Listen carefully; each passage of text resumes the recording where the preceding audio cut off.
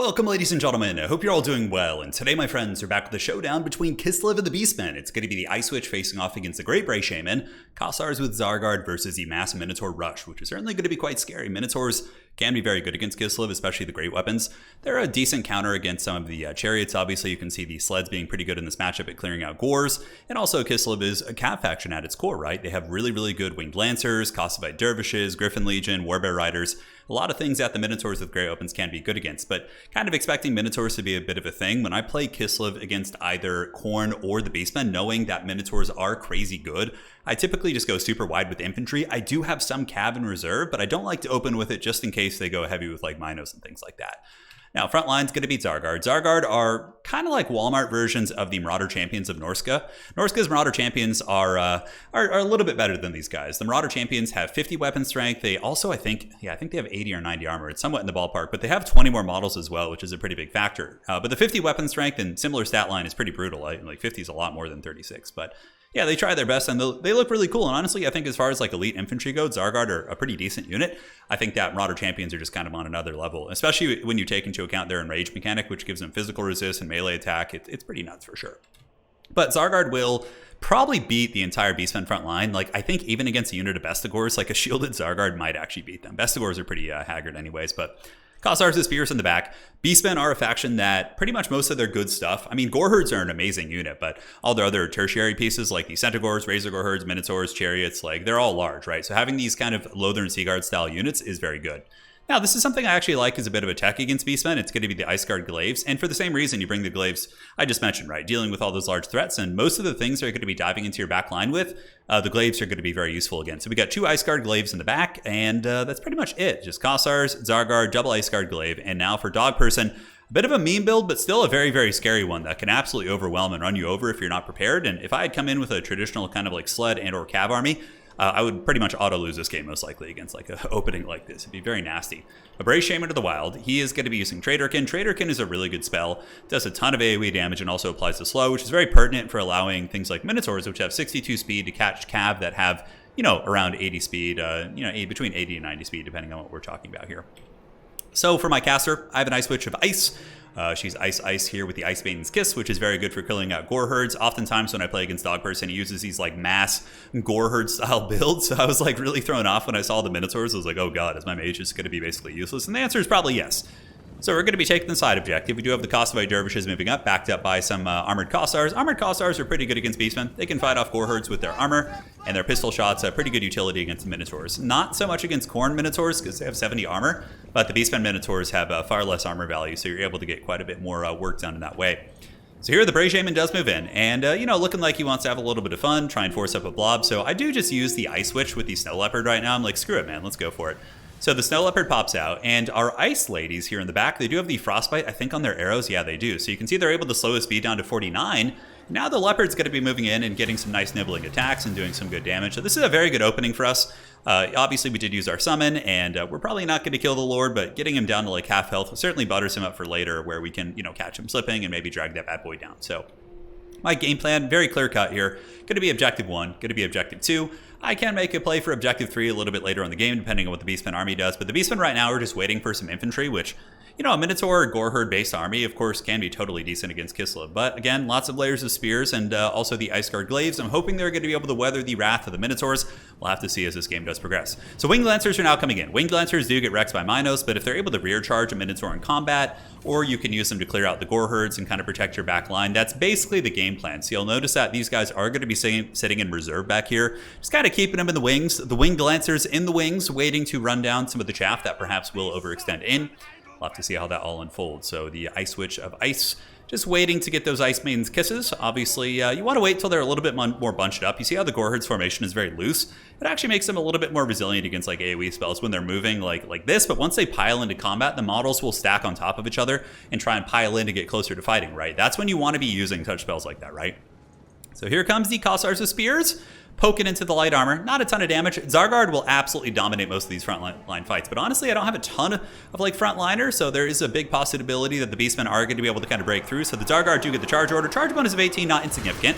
And the mighty Sons of Kislev going to be holding back the Beastmen charge, and you can see the Icebane's Kiss going down here, absolutely wrecking this front line, but now the Minos are here, and it's going to get messy. Minotaurs with Great Opens are really, really strong, and honestly, they're good against infantry as well. They just pack like a big punch in general, and they're going to be moving into the secondary line, and many of the Beastmen did get through. Kossar is going to be swarmed pretty heavily, and we do have the Winged Lancers piled in to try and salvage this, but you can already see our back line is very, very tar-pitted with units. Granted, the Jacka, we're getting into some of the Minotaurs, as well as the Gorherds, has proven to be pretty effective so far, but the Minotaur is going to be moving back into the Kossars, and a lot of my units are very, very damaged. Looking at the value trading, I'm a little bit ahead. Obviously, he's the aggressor moving into a full missile army, so it's pretty much always going to start out that way. But Minotaurs here, I should be able to win with the Kossar Spears, considering these guys only have 35 armor. Another Icebane's Kiss going down here in the center, trying to help out these Winged Lancers, who are getting popped pretty good. And the Ice Glaive guards here in the back, the Ice Guard with Glaives, they seem to be doing well, but they're about to be overwhelmed pretty heavily. High ground is going to be Kosovo Dervishes and Centaurs battling it out, but I do have the infantry advantage here. So now the ladies, it's time to whip out their glaives and see if they can get their value back. And honestly, if they can just get their value back fighting Minotaurs and trying to hold back these units, I'd be quite happy. But these are the dual-wielding Minotaurs mixed in as well, if I'm not mistaken. So they should have the bonus versus infantry, which is going to make them very good at killing these units. But they are holding their own. Ice Guards certainly have good combat stats. 33, 41, a little bit lightly armored, so they're going to be taking damage against things like Gorherds, but against the Minotaurs, they should be able to hold. Back here, same thing is going down. Ice Guard holding back the Minotaur charge, but the Brave Shaman is here on the Chariot, and we are taking some pretty heavy casualties. However, the value looking good for our end, as the initial Minotaur charge has kind of been blunted. And one thing that's very good for me is the fact that the Zargard were able to win the middle engagements, and they're really holding it down. Many of the Minotaurs did rush into my backfield, and that's why my backfield looks like absolute tatters right now. Just, you know, things are wavering.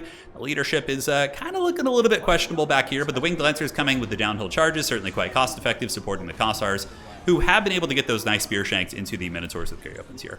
Up on the high ground, we do have the Kossars holding this point. A couple Kossar spears on the other side, and here I did send some light cab over, some Kosovo Dervishes to try and hold on to this point, and I don't know if I have any reinforcements coming out. We do now. So Armored Kossars will be moving over here, and these are the shield and spear versions of the Centaurs, which actually have substantially low armor-piercing values, so they shouldn't be terribly effective at kind of clearing out my infantry. But as far as the Ice Guard goes, most of the Ice Guard units I think are kind of in trouble, but I think have held very, very well. Looking at these Ice Guard here, one of the cooler models in the game in my opinion. They're already up over 1,000 value, so they pretty much paid for themselves. If they can just fight a little bit longer, kill a couple more Minotaurs, I would say they've done their job. And on the other side, the Ice Guard were broken, but not before they brought down a lot of models with them. And Zargard are just a super Chad unit. And for the same reason that Marauder Champions are really good. They have good damage output, really good defensive stats, really, really stalwart, and are pretty much designed to hold back like low-tier infantry all day. Like, you could probably send 3 or 4 waves of Gorherds into them, and they would eventually be able to beat them all, simply because of how high their melee defense is in tandem with their high armor values. And they also got ran over by Minotaurs and Chariots in the beginning of this match, and they're still able to really, really just hold super well. In the backfield, more Armored Kossars coming in, so not going to be summoning in too many of the bow variants at this point. My reserves in my army was mostly Kosovo Dervishes, Winged Lancers, as well as the Armored Kossars, so they're just going to be moving up. And Warbear Riders are also a decent choice here, because they're good against Minotaurs, gives you a bit of a sweeper unit. Minotaurs do also do very good against them, so it's all about who gets the initiative and who gets the engagements here. But considering that I do have the damage value lead, I'm feeling like I should be able to kind of dictate most of those engagements, as the Beastmen are just kind of scrapping to try and get objectives back. And here on this side, they do get this point back. Razor Gorherds are an amazing choice. They're really, really good against Kislev. If they're mixed in with infantry, they get buffering to keep your Beastmen infantry from being run over by things like Winged Lancers and Kosovo Dervishes, and are basically a hard counter against all Kislev, frontline infantry. Kossars the Spears would have a decent time fighting them off, because they're, not super heavily armored at 45, but, these armored Kossars are going to be trading downward into Razor Gore super hard.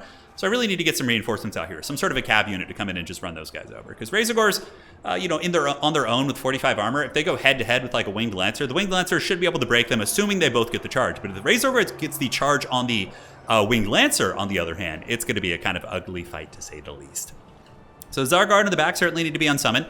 Beastmen kind of scrapping their way back in the game a little bit. They're down by a couple thousand value, but certainly a game that they could bring back if I do blunder. Here we do get the Warbear Riders coming in, slapping some of these Minotaurs down for Urson, but these are the mighty milk cows of the Beastmen. These are the Arwars. Traderkin, really, really nasty spell. Going to be nailing my my poor Warbear Riders, but so far they've done well. Dragging down one of the more elite units, if possible, looking at about 500 value so far. Butchers of Kalkengard are broken, and they're pretty armored themselves with 100 armor, so things like, Gorherds won't do much against them. And honestly, the Centaurs without great weapons will be pretty subpar as well. So bringing down armored Kossars to help. Also do have some Kossovite dervishes coming out of reinforcements. Kossovite dervishes will be charging into the Centaurs over here. And the Warbear Riders doing some good work. And, you know, I really can't wait for Kislev to get a DLC. I feel like when they get a couple more units, they're going to be a really, really good faction. Like, they have some great stuff, but their magic's a little bit subpar. And on top of that, their roster is very limited. So people pretty much know what your best units are, and they can just expect to see them every single time. Whereas, like, a lot of factions like Empire and, you know, the Chaos factions, I guess the same thing could be said, but their units are just, like, really good, like Flushhounds and Chaos Warriors of Khorne, and obviously Chaos stuff is just nasty in general. So, taking a big macro look at the battlefield, 12.7 to 10.5. Beastmen going to be sending some Gores up here, which the Armored Kossar should be able to hold off. Reclaiming the side objective, Winged Lancers did come over there and deal with those piggies. And now the Winged Lancers going to be collapsing down from the top objective to try and run over these Chaos Warhounds. So we'll see how that all unfolds. Big Traderkin going down, and the Traderkin honestly just does so much damage. I would wager this Great Bray Shaman probably has a couple thousand value. Let's go and take a look here as we do zoom in. But he's looking pretty beat up, getting bear slapped, and yeah, he's about 1,700 from 2 or 3 pretty solid Traderkins. But the Warbear Riders really, really performing quite well, accruing 1,000 value despite fighting in very, very dire circumstances. And now they're going to be moving into the Razor Gores, backed up by a lot of Kossovite dervishes. And the Winged Lancers, I believe, have come down from the hills. I'm not quite sure where they went. Are they over there still? Yes, it looks like they're cleaning out some of those Razor Gores.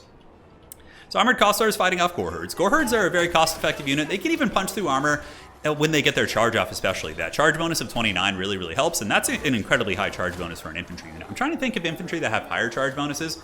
I think some of the Dark Elf, like Sisters of Slaughter, have a decent one. Greenskin Savage Orcs have a really good charge bonus as well. And I think some of the Slaneshi units do have a decent charge bonus, and I think some Khorne Demons as well. I don't really know which one has the highest, but it's something to maybe kind of look at here.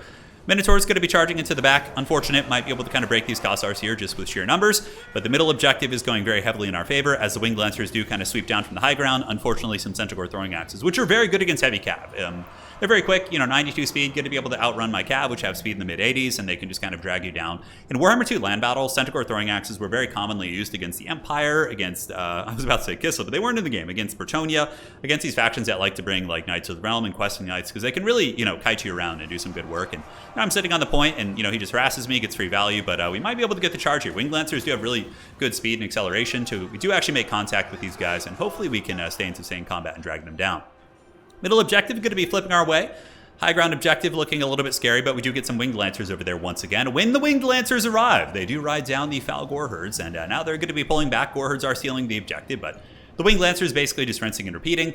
And now I figure it's going to be mostly infantry because they are the capture weight. And, you know, honestly, sleds are decent against big targets as well. So we do get a unit of heavy war sleds in here. And I brought, I think, 1 heavy war sled in this army, 1 or 2, just in case it was like a mass Gore Herd super wide build just to overwhelm you. I wanted to have something that could really, really just kind of plow through infantry. But chariots in general aren't like super good against Beastmen because Minotaurs hard counter them and Razor Gore Herds also counter them very cheaply. So you got to be a little bit careful with that. But yeah, Winged Lancers just doing some great work. You can see the cycle charging has been able to plow the Gore Herds down to the point where the Winged Lancers actually have more capture weight, but it looks like they do flip it back right there. Armored Kossar still on the point as well, so we should be able to win that one. Now we do have a solid triple cap at this point. 15 to 12.5. Chariots just going to be shooting at the Minotaurs with great opens. Kossovite dervishes hanging out and just waiting for these Minotaurs to overextend. So going to be pulling back at this point and trying to get a full surround with the tattered remnants of my Warbear Riders, who have gotten 1,200 value so far. And you can see these shots coming in from the heavy war sleds. One of the better units on Kislev's roster. I don't really know what I would say is the best unit. I think Kossovite dervishes are really good. I think Winged Lancers are top tier. And I do think that the heavy war sleds are also a very, very good unit. So the Warbear Riders looking to get a little bit of a snipe on the Bray Shaman, but now we go for this round. So we send in the dervishes as an initial sacrifice, and the Warbears are going to be collapsing on the side, and hopefully we'll be able to drag them down in tandem with the sleds putting a little bit of DAC into them. So here come the Bears of Urson getting in there. The mighty Bear Slap is upon us, and the Minotaurs start to take some casualties as they're down to 15 models from their initial 16. Hopefully the Bears will get the job done, and Winged Lancers coming to seal the deal. Big charge bonus right there. Bray Shaman going in for the final fight. But we do have a pretty, you know, I would say solid control in the battlefield here. We got the Kossars up here with the Winged Lancers who've pretty much secured that objective. We have some infantry on the other side. Beastmen are pretty much just sending every unit to the middle as they do get it. You can see they're sitting on about 500 resources to my 1,200 here at this point. And Kossars up on the high ground, just putting some DACA into whatever they can. Most likely the Minotaurs just to wear them down. But that's going to be GG, basically. The Beastmen aren't really going to be able to get points back. We do have more Zargard coming back in. Zargard take a colossal amount of effort for the Beastmen to get rid of.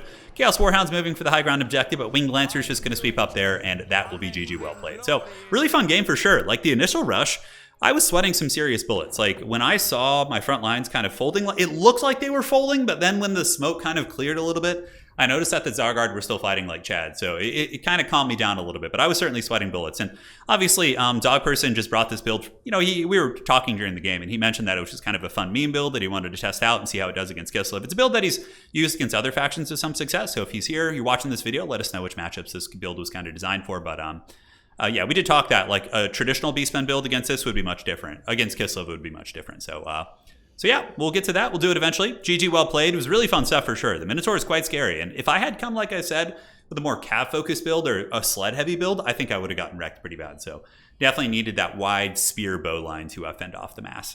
GG, well played. See you guys next time. Looking at the value here of the army. We can look through Zargard held. Look at that. Not bad. 1,200, 1,300 on the Ice Guard Glaives. And some of the Spear Boys also did very, very well. GG, guys. See you on the other side. That's it for tonight.